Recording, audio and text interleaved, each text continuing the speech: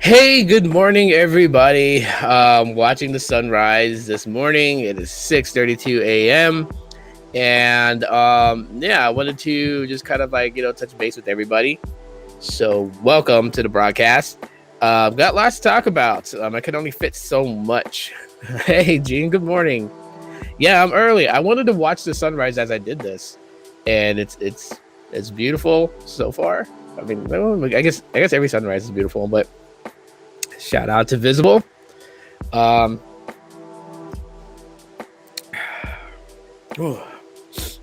Black coffee, no sugar, no cream. Um, yeah, it helps. Anyways, yeah, so I don't expect a lot of people to jump in.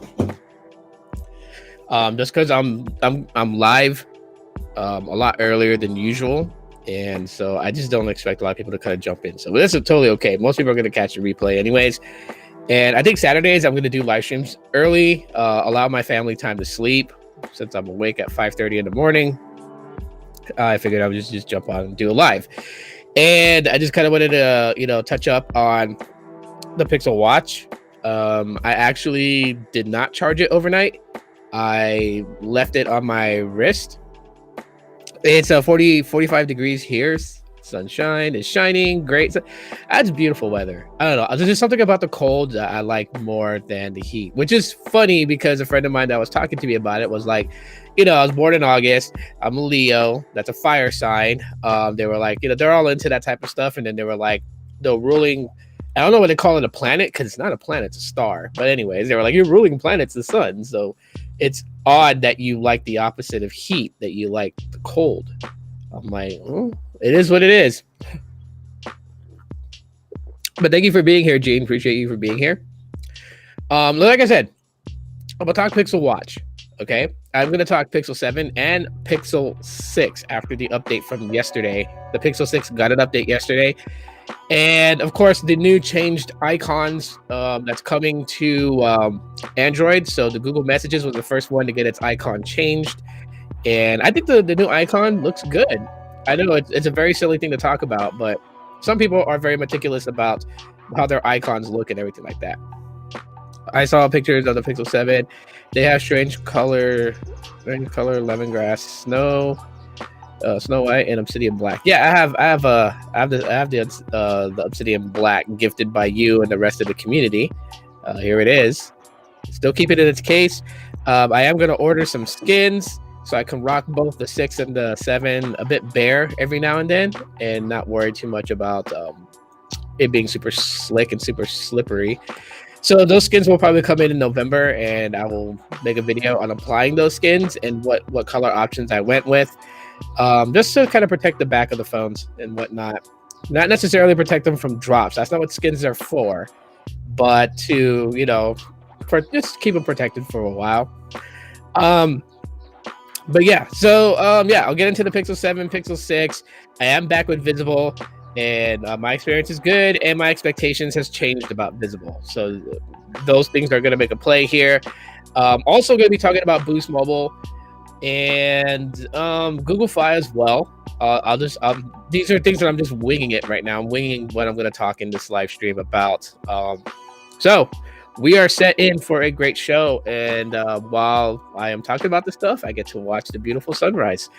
So yeah, when you're coming in, please say hi, say hello, chime in from where you're from. Don't be afraid. I'm simulcasting to YouTube and Twitter, so those on the Twitter side that happen to just pop in, don't just pop in, say hello. And yes, Google is having a special. If you trade in an iPhone, you get the Pixel 7 and 7 Pro for $0. I don't think it's every iPhone though. I think it has to be like the newer one. So I think like the iPhone 11 and up, if I'm not mistaken. But yes, Gene, I think you are correct on that. As they were doing that, what was it, on Ricky's live stream? Shout out to Ricky for having me on his live stream this past Wednesday. If you guys missed it, catch the replay on his channel. It was a lot of fun, but I had lost track of time. As you guys know, I normally live stream for like an hour. I'm used to that. And I looked at the time and I was like, wow, we were having so much fun on Ricky's live stream. I'm doing the comparisons between specs and black and white versus the reality of things. And it led to like a 2-hour stream. Yeah, I hate mosquitoes. Thank God for the cold weather coming because they're going to stop being outside. But anyways, yeah. And I was like, oh my gosh, I ran out of time. I had to jump out. I had to take care of some stuff. And so I felt bad just for dipping out. I didn't want to interrupt Ricky, while he was talking. And so I just ended up just sending him a DM on Twitter, letting him know like, hey, dude, I had to go. But it was a lot of fun. And I plan to be on future live streams with Ricky down the road when he invites me on. So big shout out to him, and I'm happy to see that he's enjoying what he's doing on YouTube with this podcast. So big shout out to him on that. Gene says they take the iPhone SE 3rd generation and 2nd edition as trade-in as well. Yeah, which are the newer ones, right? So you have like the 2nd gen iPhone SE. You have the 3rd gen, which has 5G. They'll take that. They'll take the 11 all the way to the 14s, and you can get it for free. Which is that's again, it's not a bad deal. If you wanna take that offer and go, get yourself a Pixel 7 Pro at no cost to you, then I mean, more power to you. Like it's trade season, right? Like this time of the year, all the way until like January, February is where people shuffle around. You forgot to say Happy Halloween. We're not at Halloween yet, Gene. We're almost there. Like a week from Monday. Which, if you guys didn't notice, on Ricky's live stream, I gave y'all a hint of what I'm going as for Halloween. So the burlap sack scarecrow mask that I had as an avatar on his live stream, I actually have that mask, and that's what I'm going as. Yeah, so I'm going as that for Halloween. But yes, Halloween's my favorite time of the year.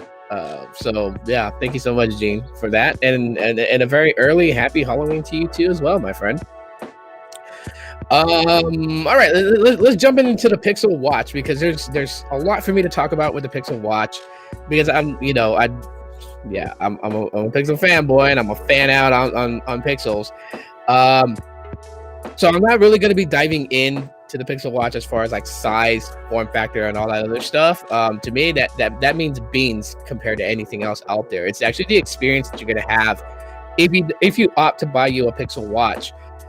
What you're gonna expect out of it, and there are. Oh my gosh, man! Like, what is it with the light of my laptop or what? It's like, go away. It's too early for you to be buzzing around. Mosquito. So coffee. Anyways, so my experience with the Pixel Watch has been a little bit different than a lot of people. I saw the Pixel Watch. It looks so cool. So there's two of them, right, Gene? So it's $349 for this one. This is a non-LTE one. You guys gifted me the non-LTE one, which I'm so grateful for. And it's actually the one that I wanted. I had said that before in previous live streams before the launch of the Pixel 7s and the Pixel Watch. I said that if any watch I wanted from Google, it would be the non-LTE one. And that's just because I don't need a standalone line on a watch. I just don't. Alternate Reality, welcome in. Thank you for coming in this morning. And I know it's watching the sunrise while live streaming with you guys. But yes, it's $349 for the non-LTE one, and my experience with the Pixel Watch has been great. It's awesome, right? And anyone would say like, well, you know what, but you're a Pixel fan, so of course it's gonna be great for you. In a different way, because I've used different smartwatches and fitness trackers, and I have a fitness tracker which I'm about to gift to my son, which he'll start using, which is the Amazfit Bip U Pro. And that has like 9-day battery life, so for anyone to just really kind of say like I haven't experienced a watch that goes for days on battery, I do. I can if I wanted to. I'm gonna give that watch to my son because it's just sitting around doing nothing, and I'm not gonna leave it around there just doing nothing if I'm gonna be consistently using the Pixel Watch, not just for YouTube, reviews, but just as a daily satellite to my phone. So I have used smart fitness trackers that have days battery. And yes, that is the caveat to the Pixel Watch. Okay, I'm not gonna blow smoke up anyone's ass. If you're someone that wants to have a watch that can go at least 2 days on a single battery, you may not get that with the Pixel Watch, depending on how you configure your watch. So right now, like I took it off yesterday, 24 hours ago, because this is about the time that I wake up and I get my kids ready for school. And when I'm taking them to get the bus for school is when I strap the watch on for the day. Because I'm like halfway done being ready for work. I leave the work here about 7:45 in the morning. I get to work at about 8:20, and I'm punched in at 8:30 at the start of the day. So this watch has been off the charger, been off a charge since yesterday. I want to say about like 6:20 around there. So good 24 hours. 24 hours from yesterday, 100%. We're sitting at actually, let me just take the watch out so I can show you guys on the camera here. But we are, can't show you guys my unlock code. There we go. We are sitting at like 46%. I'm at 46% battery. That's a little under half the capacity of the battery. So it has lasted me a whole day. And I'm not going to throw it on the charger today until it is down to, I want to say, about 10%. Or maybe I'll just let it completely kill off. Just let the battery completely drain. And that would be for the first time that it actually drained. So, because since getting the watch, every time that I'm about to go to bed, I've been putting it on the charger. And it was upside down. Really? Because it was, I mean, I had it right side up. Anyways, 46%. And I can show you on the app too itself. But there it goes. So it's 46%.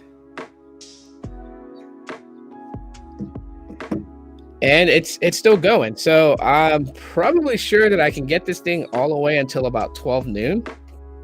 Maybe a little bit after that. So it'll be like a day and a half. Now, if anyone wants to know, okay, like what am I doing to get this particular battery life? For me, I have specific apps turned on for notifications.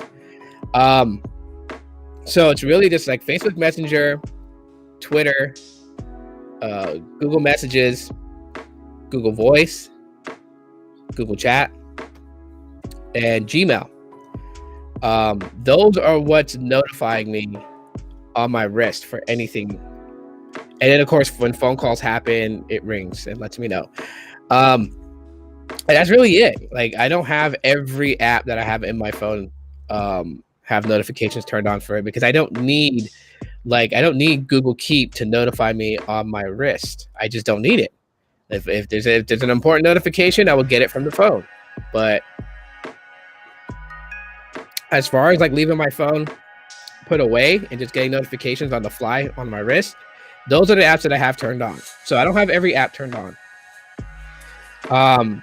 Shout out to Julius who hit me up. So I had to clarify something with the watch. When I first took it out the box, the day I unboxed it with Carlos and all of you guys, after hopping off the live stream and running around like a little kid on Christmas and playing around with it, it didn't have, at the time when I was trying to, it didn't have the ability to sync with Google Fit for some reason. But it also had a software update not long after it's been powered on. So it had a software update, and I'm assuming that after the software update gave the ability to sync with Google Fit rather than Fitbit. So now everything is synced with I'll try to turn it by Google Fit. So it's tracking like my steps, it's tracking my heart points and all that other stuff. Of course, the heart rate's still going. My heart is at 108 beats per minute. So I have all this cool stuff just basically tracking from Google Fit. I would prefer to use the Google Fit app over Fitbit, and that's just me. And hopefully one day Google is smart and they integrate both apps together, and they just can call it Google Fitbit if they want to, but leave the user interface for Google Fit as the dominant if you're going to merge both apps together, because I like the way that Google Fit looks rather than Fitbit's user interface in their application. So But that's just me. But yeah, so now I have Google Fit synced to the watch, integrated, working just fine, tracking my steps, tracking my movements, tracking what I do, and making sure that I get, the firsthand look at my daily, so I know where I'm sitting at and what I'm doing. If I need to move around more, walk more, run more, I know that. I know it's kind of weird to like depend on an app to kind of tell you to do these things, but we really don't actually think about what we're doing throughout the day, especially at work and stuff like that. Like our mind is set to working and doing that stuff, right? And I work call center, so that's more sitting than standing and walking around and running, right? So I need to be reminded, like, hey, you need to get up and move around. That's just me. My old age, you get forgetful to do a lot of things. So that's just the way it is. Overall, though, I will say that the experience has been really good. I've taken one phone call on it, paired to my device. I've taken one phone call. It was fine. The person that was on the call heard me very well, very clear. I heard them very clear. You just don't want the volume all the way up. It's a weird thing, but the speaker in the Pixel Watch is a squawk box. And what do you expect? This is a very, very small device, right? Can't expect the most extravagant speaker on there, right? Like we're not throwing, Solo Barrack speakers in there with a 1500 watt amp and a capacitor and everything, to kind of kick that sound. It's just not happening. But I was able to hear on the phone call very well. So taking phone calls from the watch is going to be fine. Don't play media from it, because you can actually watch a YouTube video on your watch if you wanted to, but I wouldn't recommend it. Even, you could pair your Pixel Buds Pro or any other headphones you have or earbuds, and you could do that. But again, it's a small display. Like these things is cool to see on the watch. It's just not something that I would say is something that you should be doing on a daily. All your media stuff should be done from your phone when you're out and about. And when you're at home and you have a smart TV, then utilize that. I watch YouTube videos on my TV in my room when I'm home. When I'm watching Sneed doing his live stream, or anyone else doing their live stream, I will watch it from my TV. How was Carvana's experience in retrospect? Thinking about trading in my car. So to be honest with you, alternate reality. If you're trading in your car and if you're going to be financing it, if you're financing through Carvana and not through what they call self-arranged financing, which is third party, I would say go SAF and basically work with your bank or a banking institution of your choice. And they can be a little bit more transparent with you on the terms and everything like that. Side note, away from all this Pixel stuff, just being a homie here. If you're doing Carvana financing, make sure the terms are something that you are willing to agree with. One of the things that is not really upfront displayed on your contract with Carvana, if you're buying a car from them, is that they don't really tell you the terms of the financing and how the interest is going to be for you. So the interest is done in compound. All right.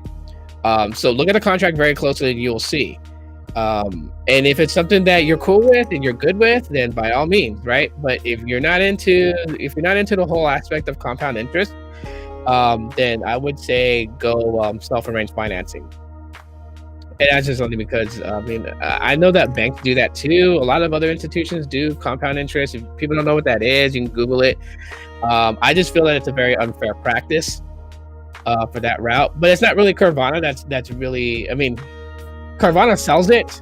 It's just not really them putting that terms, right? Because basically it's their bank that they go through, right? So they create the loan, and then the loan is sold to Bridgecrest, and Bridgecrest basically is the bank that takes over the loan.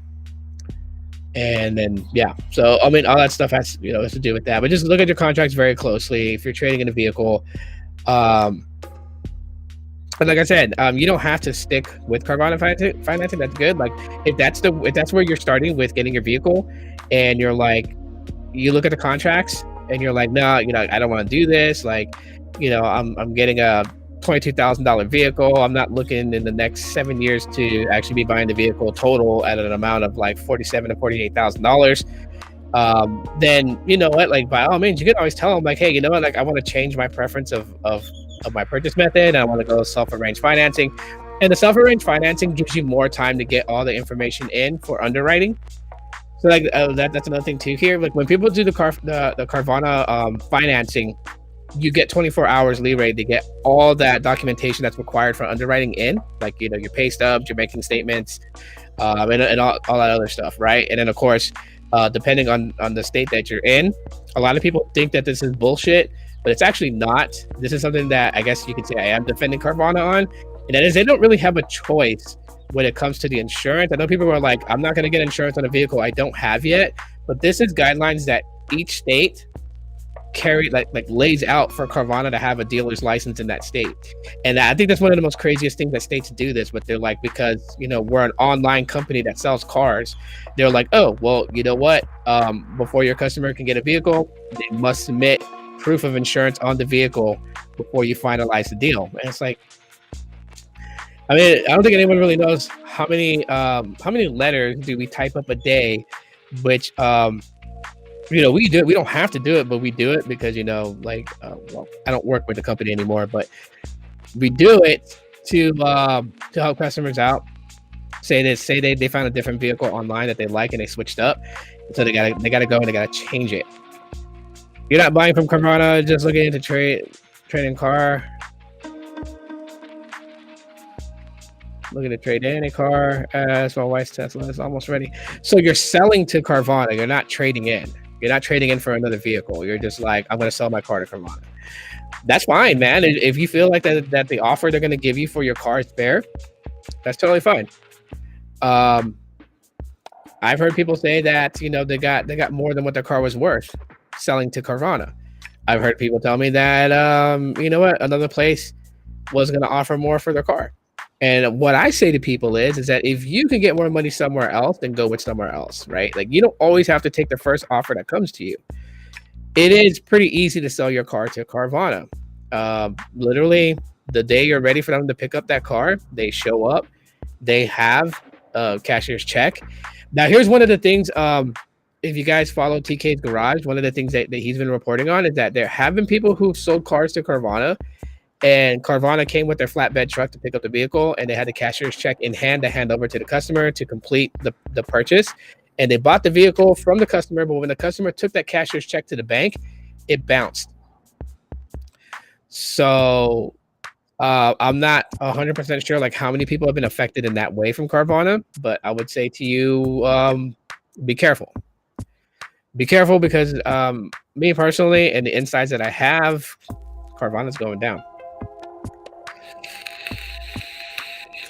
They're losing their dealer's license in several states already. And to me, I feel like it's no sweat off the CEO's back, because if his whole company, Carvana, crashes, he can just go work for his dad at DriveTime. DriveTime, the CEO of DriveTime, is the father of the CEO of Carvana.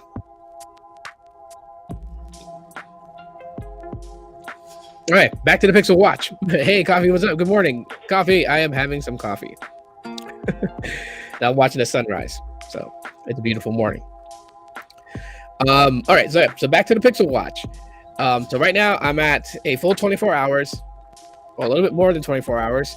And I'm right now, since then, it dropped 1%. Now I'm down to 45%. Last time I charged my Pixel Watch was Thursday night into Friday morning. Yeah, no problem, man. I would be careful because Carvana is really in some hot water right now. So, but yeah, if you want to know more about like the stuff that's going on with Carvana, alternate reality, check out TK's Garage, because TK has been on Carvana's butt about different bad practices, and so you can catch some videos where he talks about it. But anyways, Pixel Watch, so the experience has been fine. It's been great in my opinion. It is doing exactly what I would expect of a smartwatch to do. And I went to sleep last night. When I went to sleep, it was at 61%. And I think that was like about close to midnight, about like 11:30 p.m., 11:45 p.m., somewhere around there. And I woke up this morning at 5:33 a.m. and it was at 51%. So the time that I slept, it dropped 10% overnight while I was sleeping. And then when I got up to make my coffee and get the live stream set up, it just went from 51% down to about 46% when I last checked before my Carvana speech. And then now it's at 45%. So I could probably make it to about 12 noon. Then I'm gonna have to throw this on the charger. And it charges up pretty quickly. So I'm not too worried about it, right? Like I figure if it's down to like 10%, or maybe if I completely kill the battery and throw it on the charger and I have to go somewhere, then I can take a shower and be good on that. Good morning, Lawrence. What is that? Best Buy, Google Pixel 6, Starry Black, Verizon. Oh, is that where the sale that Best Buy has on the Pixel 6? Yeah, a lot of good sales. If you're someone who really likes it, yeah, $199, man, that's a hell of a deal. That is a hell of a deal, folks out there. That's another thing too that I'll get into. So I'm glad that you shared that. Awesome, Lawrence. Appreciate you for being here. But yeah.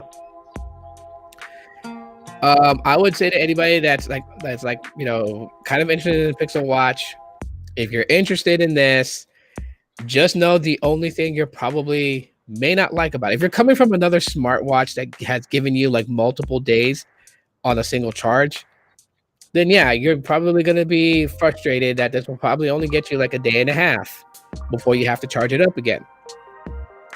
If you're someone that is like, I don't do a lot of that stuff, I don't track my sleep, so throwing it on the the charger would be fine at night, then yeah, the watch is great, whether it's the LTE model or the non-LTE model. See, I'll only accept the payment from Carvana in a prepaid gift cards. Yeah, and you know what? If Carvana is offering that now, because like I said, I don't work for them. I haven't worked for them since August. So if they changed up the way that they do their sell to Carvana system and they offer like a prepaid Visa card or prepaid MasterCard with the balance loaded on it, then hey, by all means.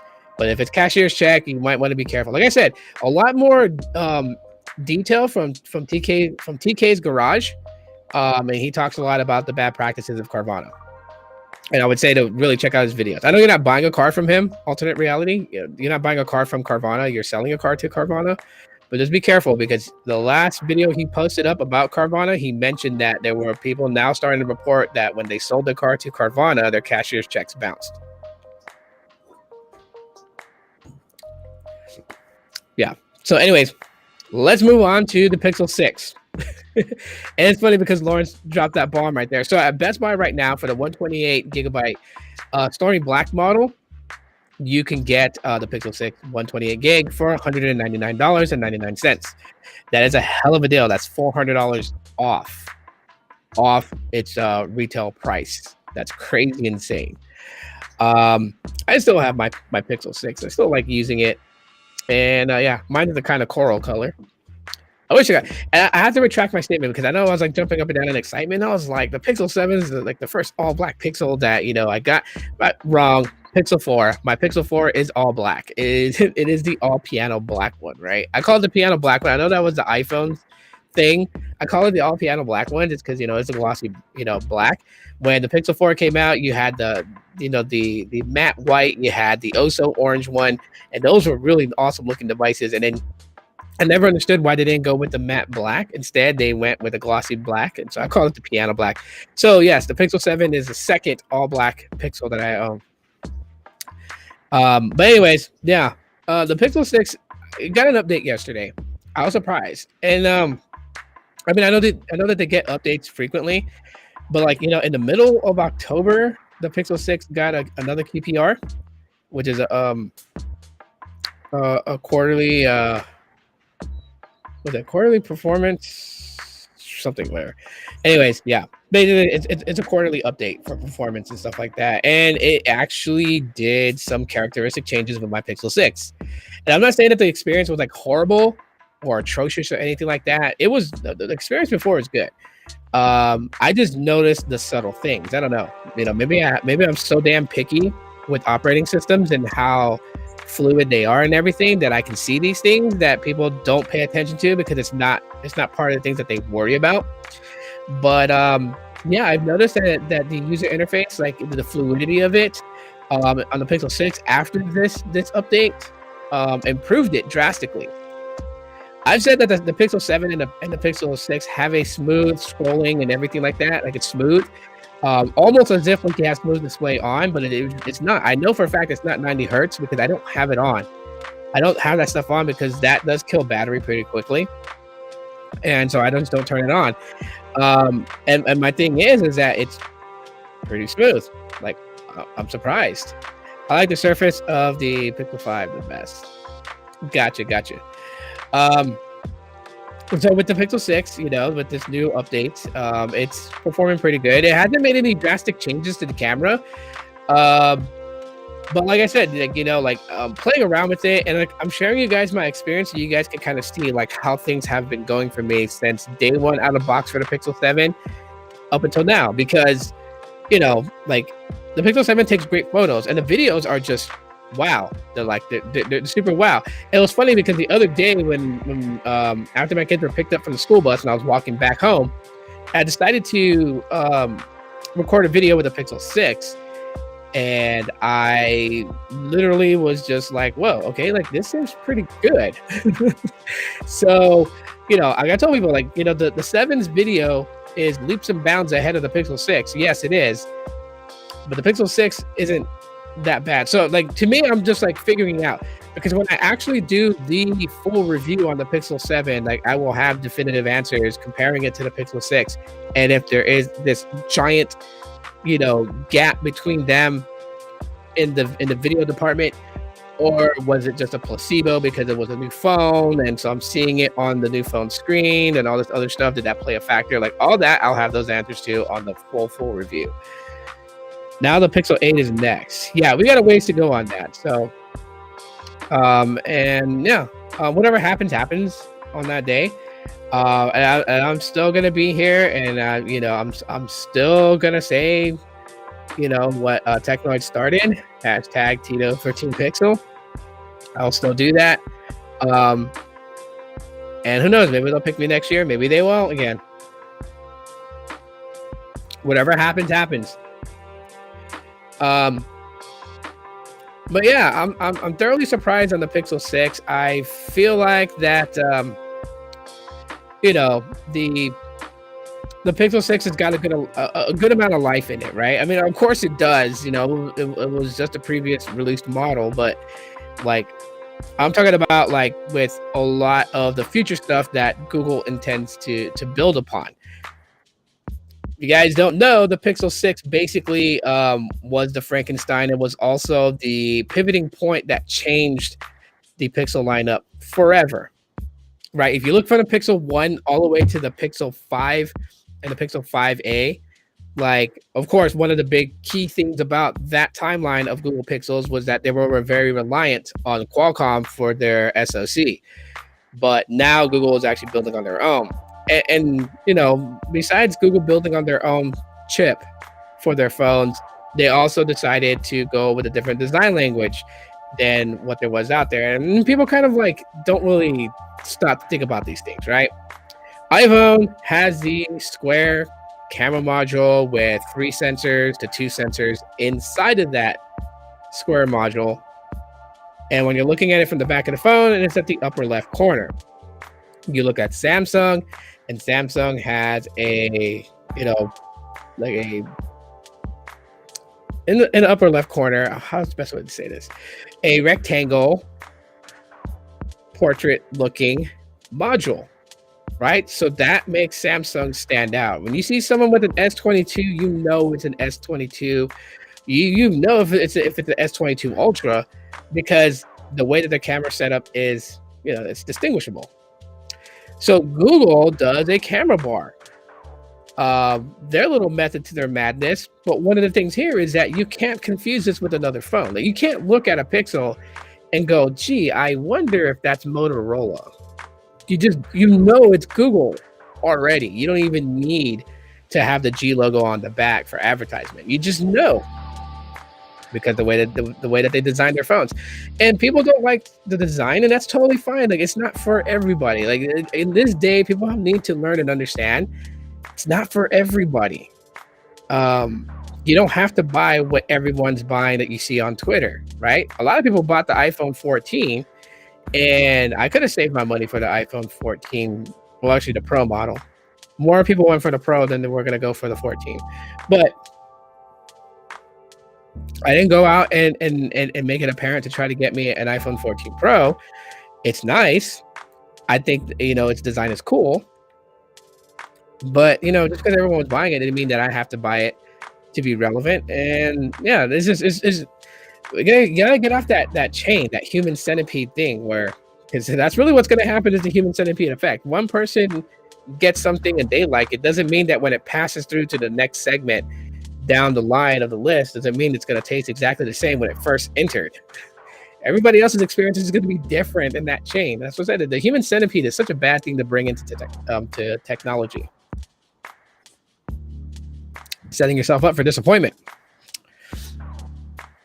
But yeah, so design wise, I'm totally cool with it.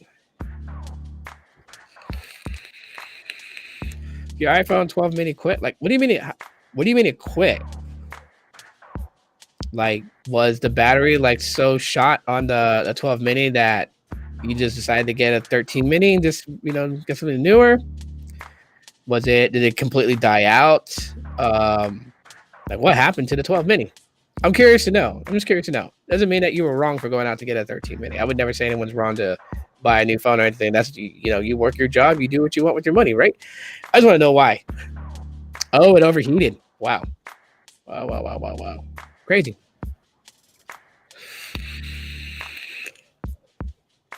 That's something that I think that all phones should start having today. And I really wish the Pixel 7 had it. Some sort of cooling system on the inside. Not like heat rails that's supposed to absorb the heat and disperse it throughout, out of the phone, but a real full-fledged cooling system. I know some phones today have a cooling system inside of them, and I wish the Pixel 7 did, the 7 Pro. Tony Pazzo did a live stream on YouTube yesterday, and it died on him because his phone overheated. He said that he could feel the heat through his phone case. So there's a bit of heating issues with the 7 Pro that I'm surprised to hear about. But then again, at the same time, too, not surprised to hear about. I just want to know exactly what everyone's doing to get their phones that hot. A couple things you have to remember, too. If you are live streaming in your car, you can have the air conditioning turned on. But if your phone is in where the sun is actually like beaming to it, like if you're driving in this direction, the sun is in front of you, the light's coming in this way, it is going to heat your phone up. But I would say, like, technically it shouldn't, and that's probably one of the most annoying things of Google Pixels that I will agree with everybody so far on, is that the phone tends to like start shutting off things when it gets hot. Like, it's a nice thing to have, and I think it should be at your choice, your discretion to have it turned on if you want to. Because there's times where I record a video and like in the city that I live in, it's always hot. It's hot like 85% of the time of the year. But there's times where like, I'll shoot a video. It's not in like, any high res, right? It's like 1080p, 30 frames per second type, so it's not really taxing on the, on the phone itself and its resources. Yet, it'll kick on and be like, your phone's getting too hot. Certain things are being disconnected. And then all of a sudden, like, my camera kills out because it's turning that off. And I'm like, I feel the phone, and the phone is not boiling hot like others have reported. It's warm to the touch, but it's not like where I'm touching it, I'm going to drop it because it's so hot. And I'm like, well, what? I could push my phone further. Why is it shutting everything off? And that's the one thing that I don't like about Google Pixels, is that it's super sensitive to heat. And I'm like, if it's so super sensitive to heat, then rather than giving me a little pop-up warning that says your phone is too warm, certain things are being disabled for its protection, why not have a cooling system in there? Why not an internal fan inside? Well, internal fan is not going to be like the most likely thing, Gene. And the reason why I'm going to say that is you're talking about hardware that's laid out like this. You imagine having a cooling fan in here. That's going to be an extra resource taxing on the battery, because It's not like you're gonna have a separate area to plug in an additional battery to turn on that cooling fan. What they do have today is they do have like a cooling gel that can cycle through the entire phone back from its reservoir out through the phone back into its reservoir, right? Kind of like a cooling system that's in a car motor. And they have this liquid that is able to cool and keep things cool inside, and I think that they should start implementing that in. I know some people on Reddit were talking about it. They're like, oh, I could only imagine your phone's going back to being a brick-sized phone. And I'm like, well, it doesn't need a drastic giant amount of this cooling liquid, but it needs it in there to cycle through to keep components from overheating.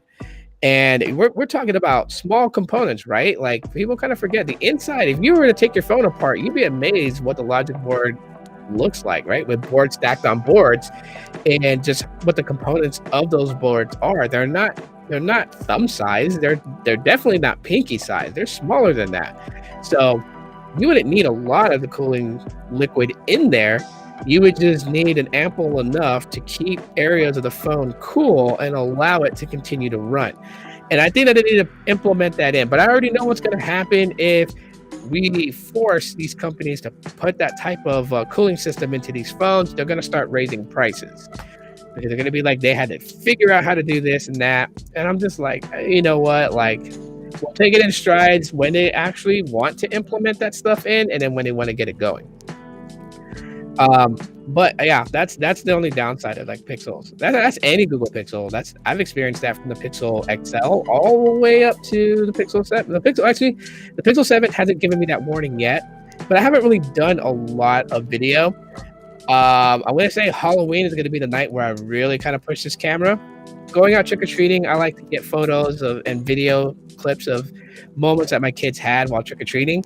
So yeah, I'm going to be making a lot of a lot of recorded videos and stuff like that, and I'll hop on like I usually do. I hop on Facebook. After I'm done with that, I'll hop on Twitter, hop on Instagram, on live streams, and even on YouTube. And those live streams are like little quick 10-minute live streams, but it's just like kind of like showing the neighborhood that I'm in, trick-or-treating, and what it looks like and all this other stuff. Here's something that you guys may not have known. The true reason why I do that is because there are crazies that run around on Halloween night. And when I record this neighborhood that I'm trick-or-treating in on a live stream, it's to prove that I was really there, right? Because a pre-recorded video can be doctored to, fit whatever narrative you want to put out there, right? But when you're live streaming, you're like, hey, I'm at this neighborhood. It's live. It's a live video feed, right? And the reason why I do that is because if myself or my entire family disappears because some crazy decided to like kidnap us and smuggle us through the border out of the US and put us into the human trafficking ring, then my friends and family will know the last place where I was at. And that neighborhood that we trick-or-treat in, like the families there, they have security cameras facing the streets. So if should anything happen, someone's going to have a security camera that caught whatever happened to me and my family on video. That's how I think security-wise to protect my family. So that's the reason why I do those live streams on Halloween night. Not only is to show you guys like, hey, we're trick-or-treating, what my kids dressed up for Halloween as, what I look like for Halloween, and what the neighborhood's decorations look like, but it's also like a video stamp of where I was. That's why I do that. Anyways, so Pixel 6, got an update, smoothed a lot of things out. Shout out to Google for that. And yes, I use both phones. I use 3 phones actually. So like I take the iPhone XS, I take that with me. Pixel 6 and Pixel 7, they both go with me. So that the sun's about to peek over this tree here soon, and it's going to be really blinding to me once the sun is up in the sky. But oh well. The Pixel 7 has been great too. And again, I know I say it all the time in videos and I say it on live streams, but shout out to the community for gifting me the Pixel 7 and making our own version of a Team Pixel thing. I'm always going to be appreciative and humbled by that. So thank you guys so much for that again. And the 7 has been great. I've been using it. The battery life has been decent for me. It lasts for as long as I need it to throughout a day. and it goes on the charger at night when I go to sleep. I'm gonna try something that Devon Digital does. He doesn't. So he was talking about his Pixel 7 Pro, and he was saying that what he does with all his new phones is that he won't ever connect the phone to Wi-Fi. He'll just leave it connected to 5G or 4G LTE, and he will run the phone all the way until it depletes the battery to 0%, and then charge it back up. And he does that for like 5 days. He says that he read somewhere that by doing that is how you calibrate your battery. And he was like, after he does that with every new phone that he gets, he's noticed that he's always gotten good battery life with his devices. And so I'm very interested in that. So I'm actually doing that right now. Yeah, so I don't connect my Pixel 7 to Wi-Fi. I leave it off Wi-Fi. It's totally dependent on 5G. And I'm running it all the way until the battery is ready to go. And once it shuts down because it's out of power, I'll put it on a charger. And I'm going to see that. After 5 days of doing that, then I'll introduce Wi-Fi connection to it. And then I'll start looking to see if I've gotten a very different battery experience. He says on this Pixel 7 Pro, he gets about 6 to 7 hours screen on time. I know currently right now, the first couple of days I noticed that I was getting like 5.5 hours of screen on time on my Pixel 7. I want to see if I can improve that by doing this method. I know people have like different battery tips and tricks and stuff like that, and I'm going to see if this one works. And I'm actually doing it on my Pixel 6 too, to recalibrate the battery on it as well and see if I get better battery life on my Pixel 6. So, yeah, there will be some more review videos down the road with the Pixel 7, more in depth. And I'm trying to kind of stay clear of the things that, other YouTubers who talk about the Pixel 7 are heavily focused on, to touch on areas where they're not heavily focused on. And so, yeah, I should probably have that video maybe mid-November. So be on the lookout for that one. Yeah, but you know what? Enjoy using both. And it's kind of weird because honestly, people ask me like, which do I prefer, the Pixel 7's camera bar or the Pixel 6's? And strangely enough, I prefer the Pixel 6's camera bar. I know it's all glass, and I do have a glass screen protector on it. I do like the camera bar on the Pixel 7 where it's metal with the sensors encased inside. But if anyone hasn't noticed that the Pixel 7's camera bar is very similar to the Pixel 6a's, which is not a bad thing, but I mean, it's crazy. I prefer the Pixel 6, the camera bar design. Someone did ask me if I was ever going to do a review on the Pixel 6a, and I can't do a review on the Pixel 6a because I don't own that phone. So if I was to make a video about the Pixel 6a, it would just be from like my experience playing around with it at Best Buy. Now, if the confusion is because there's a video that shows that the Pixel 6a was bought, my brother bought that phone, and it's his phone. And if you guys want, I can ask him if he wants to join me on a live stream in like the next month and give you guys his feedback of his Pixel 6a and how it's performed for him from him using it. I can ask him to do that if you guys want me to. So just let me know right now on the live. Put a thumbs up emoji if you guys want me to bring him on so he can talk about his Pixel 6a experience. Those that catch the replay, just put it in the comments, yes or no. All right, so I went back to Visible. I know, right? You guys are probably like annoyed. You're like, this guy just jumps around from every prepaid, boom, boom, boom, boom, boom. They're like all over the place. And yes, you're right. I do jump around. There is a very specific reason, and this is something like I could have looked into if I wanted to, but I guess at the time when all these changes happened, I was annoyed with Visible. Not them as a company, I guess, to be more precise. I was more annoyed with their customer service that I didn't even want to look into all these new benefits with them. But I decided to. And so right now, I would say this. So they're, comparing Visible to Google Fi, because Google Fi, if you go on their Unlimited Plus plan, then you get international calling from the States to another country, and it's free for 50 plus countries. So about 50, 55 countries or whatever, whatnot, right? And that seems like a pretty good deal. But the monthly service costs like 45. Not 45, 65, sorry. $65 a month on Google Fi plus tax. And so I looked into Visible after several people, like Lawrence. Lawrence was one person who told me. Jose was another one who told me. So shout out to them. And on the Visible Plus plan, which is $45 a month, taxes and fees included. First of all, it's uncapped data, and that is true. It is uncapped data. It's not capped at 200 megabits per second on the 45, Visible Plus plan. You can go beyond that, especially if you have access to ultra wideband. Not millimeter wave, but if you have access to N77, you can really see that. If you have millimeter wave access, more power to you, because you'll be able to utilize that, I believe. But I think one of the cool things about it is you have international calling on Visible Plus, and it's to 30 countries. It's to 30 countries, but one of the countries that has relatives of mine in is on that list. And so, yeah, I can call them, and it's unlimited. So I was like, it's a good move. It's a good move. Visible by Verizon. There's still people who don't know about it, and I still talk to people about it who ask me. And I'm like, yeah, Visible by Verizon is owned by Verizon. It's not an MVNO. It is their prepaid, and it is a really, really good deal, right? Even their hotspot that's given to you is a good deal.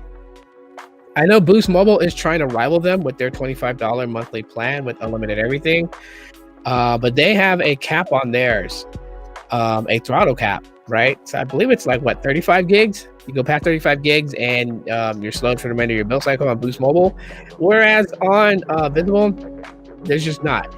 Now, the only thing that you suffer with Visible, which is the obvious, is that it's not going to have the same priority access to the Verizon network like Verizon postpaid accounts, right? So that's layman's term, right? If we were to talk QCI levels, then yeah, of course, all of us who are techies and nerdies are going to know those terminologies and those things, but the average consumer will not. And so just for the layman's term, the same priority access that Verizon postpaid customers have, you will not have. So it doesn't mean that your connection is going to be super trash. It just means that your priority level is not the same as postpaid, and as it should not be. You're paying $45 a month flat rate. You're not paying what postpaid customers pay for that priority access. That is the difference between the two. So I'm clarifying that so they understand. However, it's actually really, really good though. I'll do a speed test right now so you guys can see. And the speed test is, of course, the download speeds is just like the base of what to expect, right? But we're also looking at the ping time, and Verizon has been very dependable, even for phone calls and texting. It's more dependable. I can depend on it more than I can on the T-Mobile side with Metro, Google Fi, and Boost Mobile. All right, so we are connected to the ultra wideband. There it goes. And this is on Visible. Call it to 500 minutes per month to the countries and territories listed below. Well, I'm in SidePad are also included Visible Plus. Yeah, which, I don't do a lot of talking. So maybe 2 or 3 phone calls a month where the phone calls are 15 to 20 minutes. We'll never go past that 500 minutes. So there we go. So my speeds were 503 down and then 62.9 up. That's where I'm currently at. Okay. Now, the ping was 15 milliseconds and the jitter was 2 milliseconds. So that's your base look at what your download and upload speeds will be. The latency, hella good, because Visible used to have 118 millisecond pings, sometimes 200 millisecond pings. It's crazy how a lot of that changed with Visible migrating over to Verizon's core. That changed drastically. The ability to use C-band really helps out a lot. But the one thing I can say for sure, and now you guys can see the sun is peeking out. The one thing I know for sure is that calls and stuff like that inside a building is much clearer and much better than what I've experienced with Metro, with Google Fi, with Boost Mobile on the expanded network side. Phone calls on those, they're good for the most part. They are. You can hear a quality difference between on those phone calls, and the further into the building I go, the phone call on Visible on Verizon's network holds strong. Whereas I can see a noticeable difference. Like if I'm on my line with Metro and I'm going further into the building, you can hear not distortion. It's not a crazy thing. You're gonna hear like nothing like that, but you can just hear that the quality is dropping because it's trying to maintain that call. It's trying to keep the audios from end to end as clear as possible. And then you'll also notice this too, because your battery will start draining a lot harder because it's trying to keep that call. As the signal of the call starts to drop, your phone automatically sends more power to the antenna to try to keep that connection. So, yeah, basically what is happening, if you guys don't know, I'm on Visible. My lady's on Visible. My son is actually going to take over the Metro account. So the other 3 Metro lines are getting cut off later today. I had to cut all those 3 lines out. He's taking over his because he's going to stay on Metro. So he's going to keep his Metro line because he's got the Moto G stylus. I gave him that phone. So he's got to have a Metro SIM in there. And then the T-Mobile home internet through Metro, he's going to keep that for his online gaming and stuff like that. So the router is going to be moved from my room to where he's at. Reason is like, I know it's kind of crazy.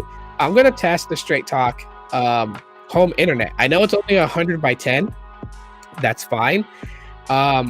Stadia is being shut down in January, so there's not going to be a lot of gaming that I'm going to do through my router, but doing live streams like this, that's the one thing that I'm very interested in. And then the fact is like I was telling the family, like, so if I move to a different spot, I have to make sure that in that area, I'm going to continue to keep my unlimited data plan with the T-Mobile home internet. Because if it's in an area that already has a lot of customers using that, then they are going to downgrade my plan to like, I think it's like about 100 gigabyte. You know, and if you want more data, you have to pay more to get higher. And from what Carlos has explained to me on the Straight Talk home internet, it's 5G or 4G access. Don't matter where you go. They're not gonna knock you from unlimited down to a set amount of data.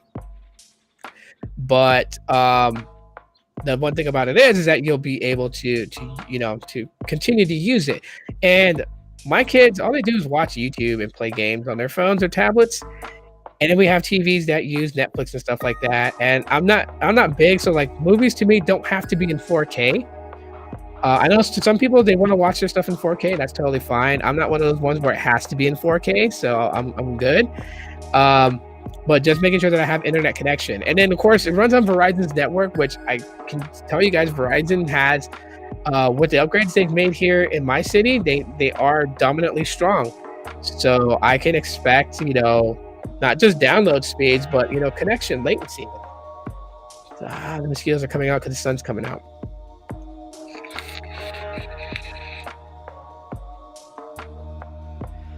Yeah, so it's going to depend on areas, right? It's going to depend in your area, but it will open up as time goes, right? As Verizon continues to build out their network and upgrade those towers in areas that they're already in. You should see sometime in the future that the home internet will be available in your area. I believe it is available here because I know with when I had Verizon postpaid, they towards the end of me having Verizon postpaid, they had just emailed me to let me know that this area that I'm in is available for Verizon home internet. So, but I had left Verizon postpaid. You guys hear that? If you guys don't know what that sound was, that is geese that's flying south. So wherever they came from up north, they're coming down to Arizona ponds and lakes out here. That's one of the cool things about the wintertime is that a lot of these like ducks, mallards, um, geese, they come to a couple of lakes out here around surrounding my city, and they're here for the wintertime where it's a bit warmer. Some of them go further south into like Mexico and into South America, but some of them stay here in Arizona. It's cool. Maybe I'll go out there and do a video and show you guys.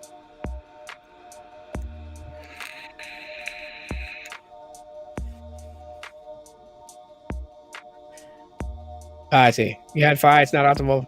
Yeah. See, that's the downside. Like one of the cool things about Google Fi is that they opened up eSIM activations for iPhone. So that is cool. Yeah, migration is happening. Yep. But the downside is that like for like iPhones and non-Pixel, non-Fi supported phones, they can't utilize the switch between T-Mobile and US Cellular. So that sucks, but they use it that AT&T is good in your area, so that's awesome. Yeah, so yeah, I'm back with Visible. I'm back using it. Couple things that I'm like bummed out on is the fact that there's no party pay anymore. If you're on the legacy plans, and I think you guys are good. But the newer plans, like the $30 plan, the $45 plan, there's no party pay. And I really wish that they didn't get rid of that. Like I would have been okay if they just altered the party pay. I would have been totally cool if they were like, okay, you know what? Like you're not gonna get like, you know, like different amounts off depending on the amount of people in your party. But like if they kept the parties, didn't do anything with them, let them alone, then if you were in a party, a $10 reduction wouldn't hurt Visible to do that. And it would be beneficial because then my $45 plan would have been $35 and the $30 plan would have been $20. So there's still some savings there for grouping together, right? Which still makes it to where, you know, you want to get more, you know, you want to get a group, a party started. LTE only in iPhone on 5. Oh yeah, that's right. That is true too. I don't think they get 5G access, which is so weird. It's so weird they do that. But then again, Google's got to go by the parameters that T-Mobile allows them to have, right? Like for so many years, people were mad at Google Fi. They're like, 22 gigabytes is not enough. It's not enough. And you see how long it took Google Fi with the renegotiations with T-Mobile to get it to where the unlimited plus was 50 gigs of high-speed data, then throttled, and then the Simply Unlimited moved up to 35 gigs and then throttled. Again, that's T-Mobile right there for you. Because you guys, if you didn't know, around the time that Google Fi announced their new plan changes with the new amounts of high-speed data access, was at the same time where T-Mobile was on the news for being known to everyone that T-Mobile was going to renegotiate with their MVNOs on the deals that they had in place. And that's when Google Fi then launched, like, yeah, we got more data for you. Yeah. So that sucks though. So I don't know why T-Mobile put it as a limitation on Google Fi that if you have an iPhone, you're not really accessing 5G. Sucks, but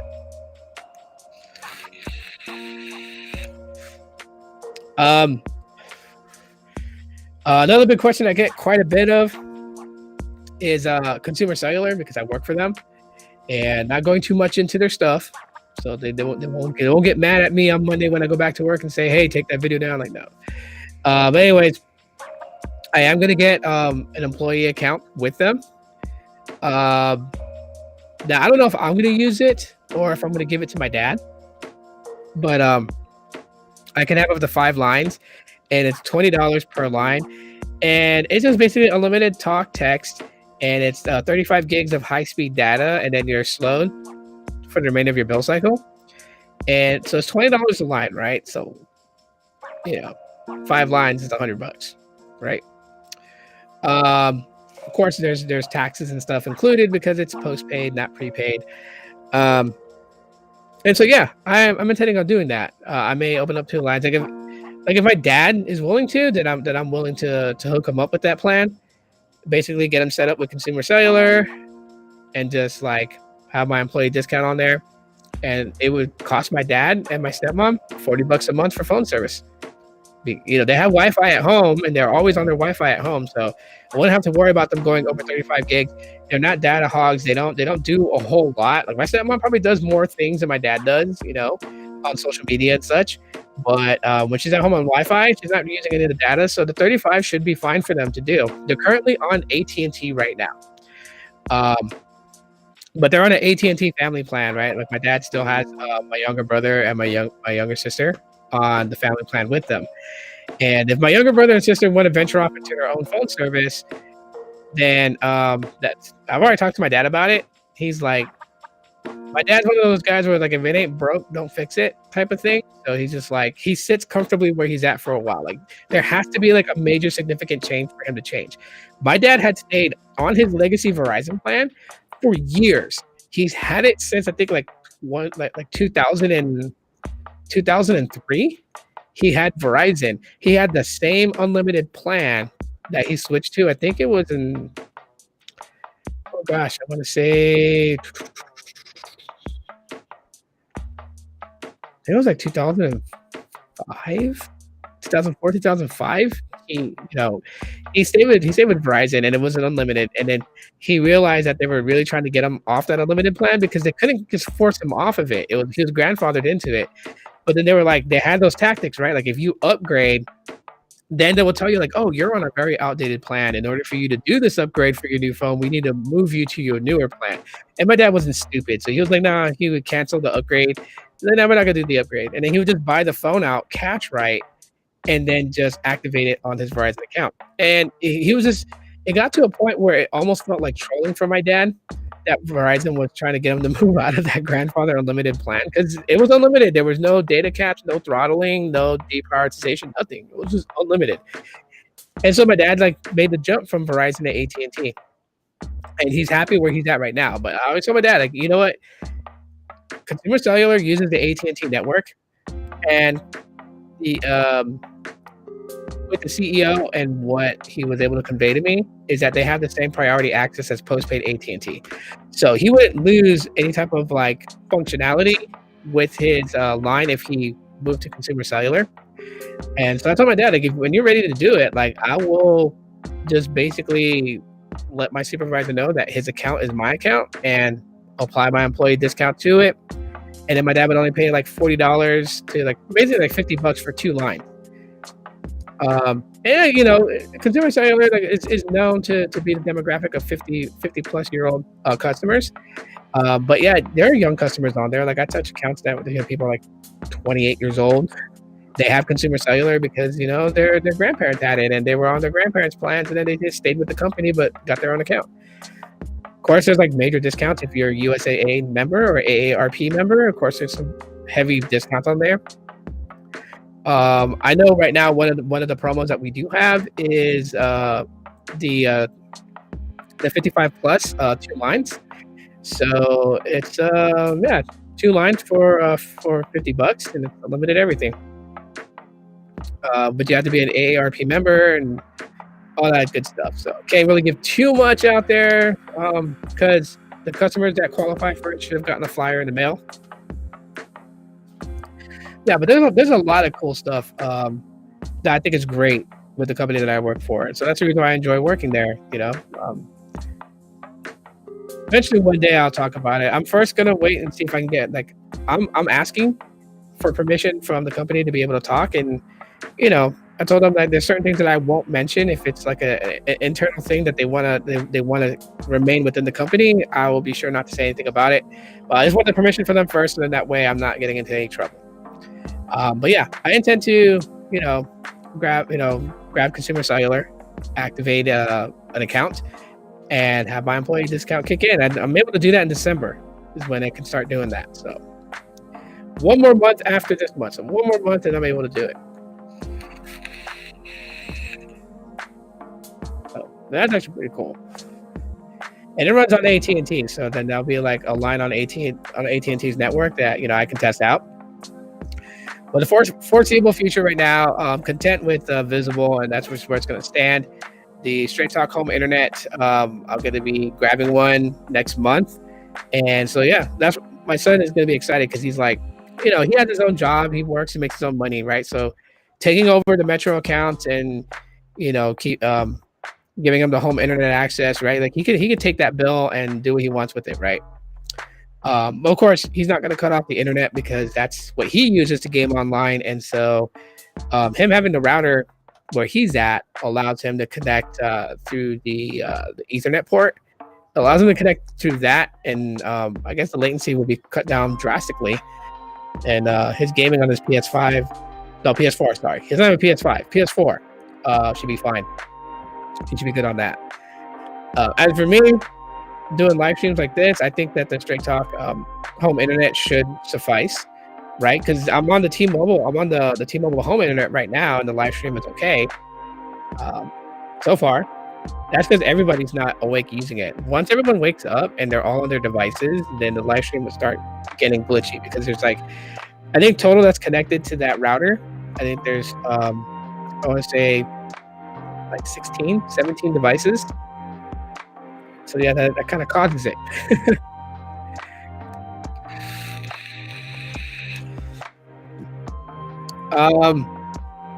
Yep, so the sun is up right now. It is 7:42 a.m. The Pixel Watch is down to 43%. Well, let me just grab that app and show you guys.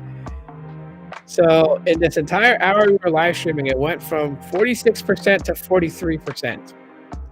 That's a 3% drop in nearly an hour. Make sure that you all can see that. Yeah, so 43%. Not bad. So the watch will probably run the battery down. I don't know, maybe like another 4 or 5 hours from now. I'll post it on Twitter when it completely dies out, and then we can know exactly how long the Pixel Watch lasted me. Remember, I took the watch off the charger yesterday at about 6:20 to 6:30 a.m. So that's been 25 hours ago, and it's at 43%. So already one day battery life. We've already passed that 1 day mark. So yeah, if you're not following me on Twitter, all my handles are in the description. So it's at Tech and Me. If you guys want to keep up to date with the battery progression with the Pixel Watch. Also, videos and photos and such like that will be coming around Halloween. So a week from today, I'll start having more videos on just like the camera tests, Pixel 7, Pixel 6. I'll even throw the Pixel 5 in there. The funny thing was, before I go, the Pixel 5, I had a blind test comparison of a selfie shot I took from the Pixel 7 and the Pixel 5 and had people guess. And a lot of you guessed that the Pixel 7's photo was, it was actually the Pixel 5. So y'all chose the Pixel 5's selfie photo as the Pixel 7's. And I was amazed to see that. So that also goes to show you guys that even the older Pixel devices, like the Pixel 5, the Pixel 4, they still take great photos. So that blind test just kind of blindsided me. I was like, wow, a lot of you guys really like the Pixel 5 selfie. Y'all think it's the Pixel 7. Like, cool. Yeah, so it was just crazy. So I'll be doing more blind tests also on Twitter. I love the guessing that everyone's done, and then to be able to tell you guys which photo you chose as the Pixel 7 and what it really is. Is it really the Pixel 7's photo, or what did it come from, an older Pixel, or even an iPhone, or even a OnePlus? So yeah, you'll see a lot of those on Twitter. So be on the lookout for more of those blind tests. But anyways, I will let you guys enjoy the rest of your day. I do thank you guys so much for coming in. And I didn't expect to have 10 people in the live stream this early in the morning. So thank you guys for coming in. I really appreciate it. And yeah, Saturdays. So next Saturday and the following Saturday after that are the last 2 Saturdays I'll be doing live streams. My schedule changes at work, so then my live streams will be going back to a Tuesday. I'm gonna do a Tuesday schedule because my days off are Tuesdays and Wednesdays. So every Tuesday morning at, I'm gonna say 7 a.m. my time, because the kids, I gotta drop them off to the bus stop so they get the bus to school. I'll be back home by 6:40. and then I can get the live stream started up and get going from like 7 to 8 o'clock, right? So an hour every day spent with everybody. An hour a day keeps the doctor away. And yeah, so, and then of course more shorts. I'll be uploading short videos as I normally do. Saturday morning with Tito's cool. Yeah, I wish I could do it, but like my schedule is 7:30 a.m. till 4 p.m. So after in 2 weeks I'll be on my actual schedule, right? I'm still in the training schedule, which is Monday through Friday, 8:30 to 5, and Saturday, Sundays off. But then I'll be on my actual chosen schedule. And so yeah, I wouldn't be able to do live streams on Saturdays. Unless it's a day that like, I take off work on a floating holiday or something. That's besides the point. You guys enjoy the rest of your Saturday. We'll look for you guys on social media. You guys can find me on mine. I post daily. And yeah. Thank you so much. You guys enjoy the rest of your Saturday. Happy Saturday. Peace.